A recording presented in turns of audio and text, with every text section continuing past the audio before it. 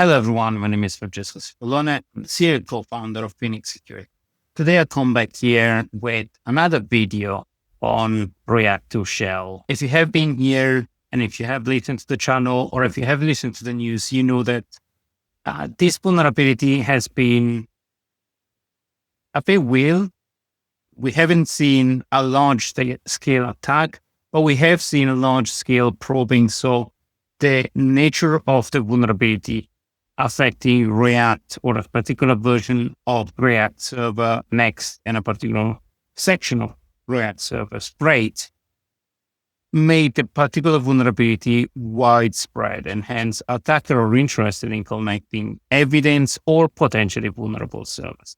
Now, since December the 3rd, the vulnerability has been tested in the wild at scale, and we're going to touch this in a second.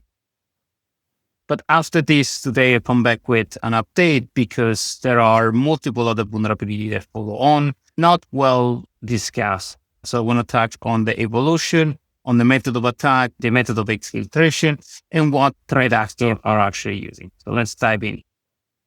So as always, let's start from one of the blogs. We put a TLDR with 2025-55182. That is the main vulnerability, and now it's being tracked. The previously duplicated vulnerability at 66478 has been rejected as duplicate. So right now the 55182 is the main React2Shell with critical vulnerability affecting the React servers and DOM and webpack, but mostly Next.js. That is the main component that we're going to discuss today. There are multiple vulnerabilities that have been disclosed as a follow-up, the 55184, 67779, and so on. And an interim patch has been released. Now, since we already upgraded to the fixed version, the 19.01, upgrading to the 19.03 is necessary for this, or 1.4 or 2.3. Unfortunately, they're not all critical. They are not remote code execution like React2Shell, so they're not extremely dangerous as React2Shell. But as always, those could be potentially chained together once a session is being initiated. But we're gonna touch on this in a second. Now, how do you discover if you are affected by this particular vulnerability? First of all, prioritize the systems that are web-facing, externally facing, and exposed over the web. We're going to touch later on how to detect how one of your systems is exposed, or if you are building a system inside a container that is exposed. But fundamentally, the exposure is the first step because those systems are the one more vulnerable. You can deploy WAF rule to mitigate remediation while you patch, upgrade, and get to regression testing on those systems that need to get updated. Now, why is this vulnerability bad and particularly bad? If you have been around, like myself, for a few years, Log4j or Log4Shell was a similar vulnerability that is called a remote code execution. That fundamentally means that an attacker can trigger the vulnerability remotely with just one string. And if you can see here, why this particular vulnerability is bad, you have multiple methods to expose and direct, but fundamentally attackers are pointing a string at a vulnerable server. That deserialization creates a shell or potentially access to a shell. That shell enables you to trigger commands at a privileged role, and then you can go from there to either lateral movement, trying to detect keys for specific systems. Usually container in cloud resource system have sometimes keys deployed in there. If you don't have a particular configuration deployed, or if your server is not clean, you might have credentials stored as environment variable. You might have a lot of elements into those containers, but potentially that is the spearhead for an attacker to move laterally or discover more things. Now, particularly the server, and we're going to tackle the lab that we provided as well in here to see how the vulnerability get triggered. But just with a string like who am I, like the script that you're seeing here, trigger a shell, and then from the shell, you can ask a password. You can browse the critical element of a system. Now, if that system is a container, hopefully you don't have a lot of vulnerable files on that service, but allow you to move laterally, deploy a shell, deploy more things, browse the web, call your server that have maybe another exploit. It's the first breach to your system. Now, let's say it's the vulnerable version are webpack, parcel, turbopack, and Next.js.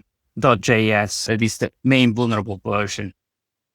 Now, as a follow-on, you had added these other vulnerabilities. They're not as critical, the denial service, or they could cause damage, but they're not as bad as a remote code execution because you can't trigger this string remotely, but they could be attached and executed as a follow-on. Now, with Phoenix Security, we provided two labs, a scanner that we're going to touch in a second, and a web scanner that we're going to use in the lab to demonstrate the vulnerability, as well as the configuration for the campaign that you can upload directly onto your Phoenix system and have the vulnerability detected at scale or not detected if you don't have it. Now, the new vulnerability, as I mentioned, could potentially include DDoS attacks. So potentially, the vulnerability could be triggered by filling up the memory of a server or deploying CryptoMine, multiple versions that we're going to see down below. Now, in terms of threat intelligence, Google, AWS have tracked Chinese threat actor leveraging immediately this vulnerability after the first POC was released. And you can see the first POC basically triggering after the 4th of December and the spike here.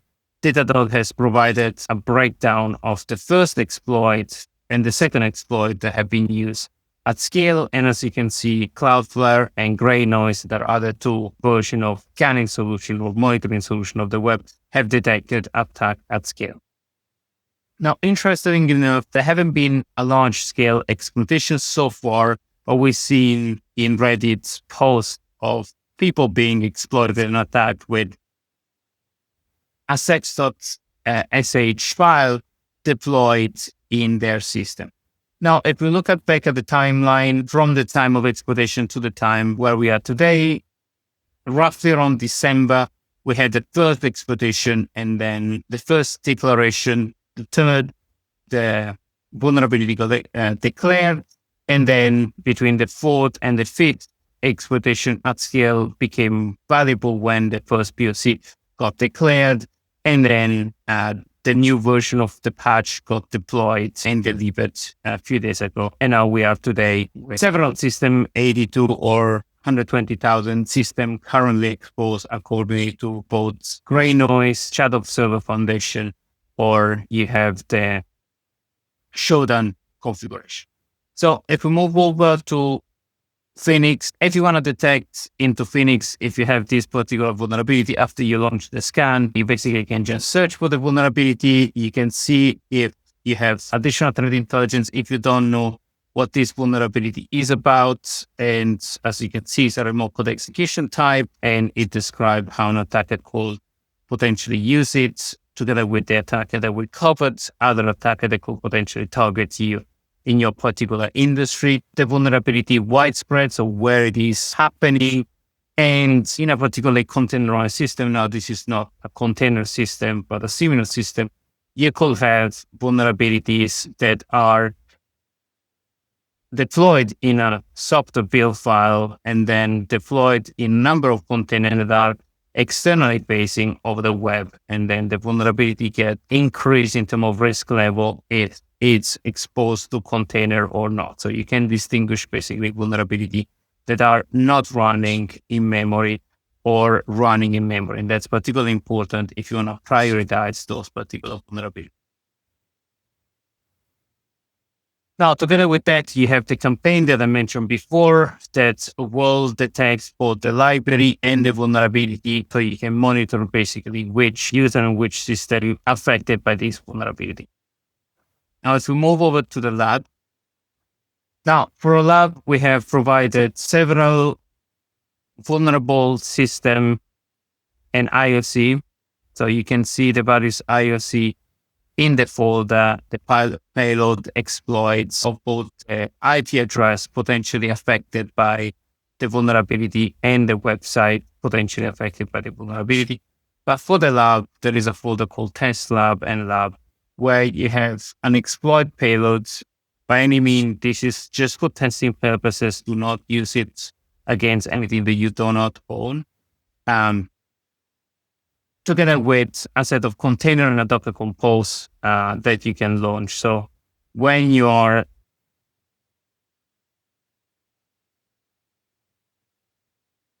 in your system, launch the Docker of the Compose.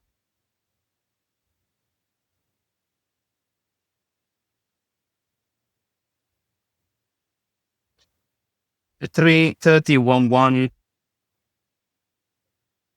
is vulnerable. You can see the vulnerability being triggered and the server responds with the detection. Now, if you want to trigger the particular vulnerability, and this can be used by any means to detect this vulnerability with evidence on one lab system, but as well all of your external system if you want to verify that this vulnerability is, of course, exploitable.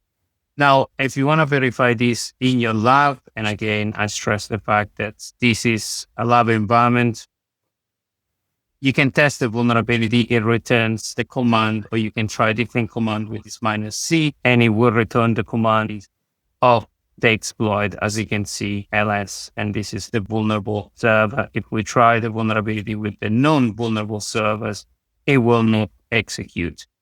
It will stall and it will stack.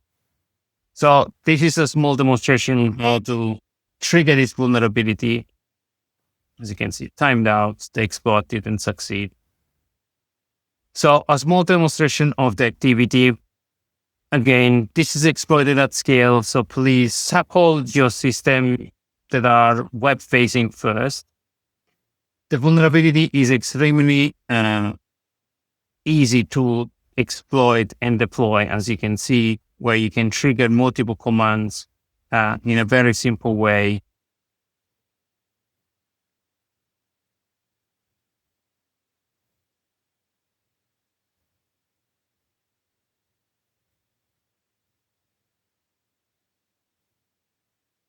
Like host name, who you are, PS, or more nefarious commands that we don't want to explore right now.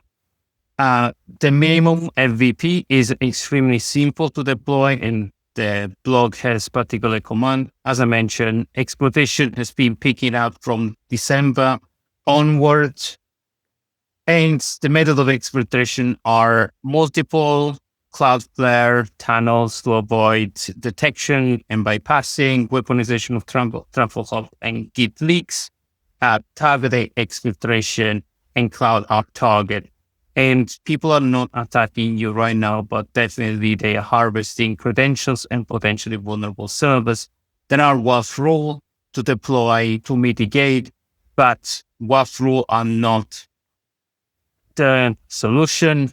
The solution is to update NPM with NPM install next to the next version and pin that particular version. Otherwise, it will remain vulnerable. So there is a solution. Is not too complicated. It will require, of course, regression testing and testing at scale. You can test your system with the platform we made available. So please act on this vulnerability because it's super easy to deploy, as you can see, and it will trigger potentially further exploitation with more system being targeted as potentially next in this list of websites that have been scraped. And this is probably just one of the example, collecting information and collecting targets. Stay safe out there. Scan with Phoenix. We provided open source scanner from the web perspective and from a library perspective. Test your system if they have been correctly updated, and that the configuration doesn't leak back in your system. Monitor with campaigns and with threat actors monitoring, as well as monitoring that those things are actually getting fixed over time and that your vulnerability risk goes to zero, at least for this campaign. Hopefully this will be the last campaign of the years and we can have everybody a good Christmas. Otherwise, Thank you so much for watching. Francesco here, CEO and co-founder of PX Security. Stay safe out there. Goodbye.